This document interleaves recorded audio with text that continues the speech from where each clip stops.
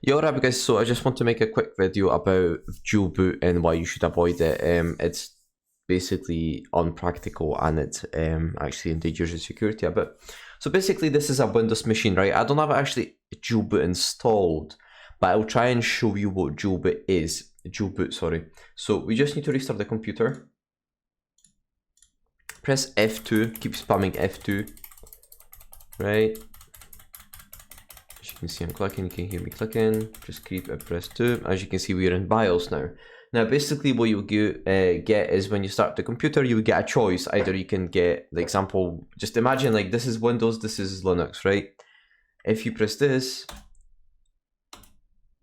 should allow me to. Option was Linux, right? It just allows you to restart your computer. As I said, I don't have dual boot installed. I'll do it next time. Basically it allows you to start the operating system you want. Now, this would be practical 20 years back when the computers were not as powerful as we have computers now. In 2023, the computers are so powerful and so smart that we do not generally need dual boot. So try and avoid dual boot, right?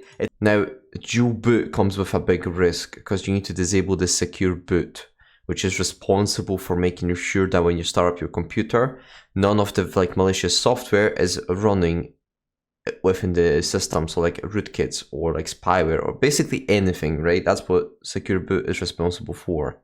Because we use something called virtual machines, right? I'll show you in a second. Like, for example, this is a virtual machine right now.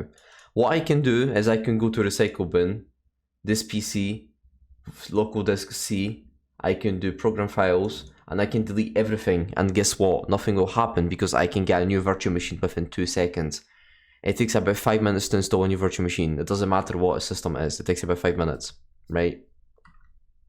And what you can also do is get basically a copy of the file and you can give it to someone.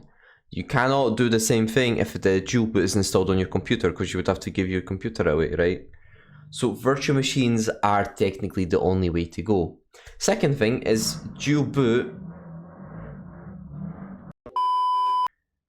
to the same operating systems, right? So you install Windows 10 and 11. Things can go wrong, right? And then what you have to do is reinstall the whole operating systems. You don't have to do the same thing with virtual machines. All you do is just get a virtual machine and duplicate it, remove it, whatever you have to do, right? And that's you running. So this is just a quick video to avoid dual boot because it's not that good, right? I'll possibly make a video how to get dual boot just so because if anybody wants to know, but it's not something you definitely need to worry about, right? It's something obsolete because like the whole some of the cybersecurity things people being taught is obsolete, right? Like the BOS network and well, the BOS network is obsolete, right? No one uses BOS topologies anymore because it's not practical, plus it's bad, right? Plus it's slow.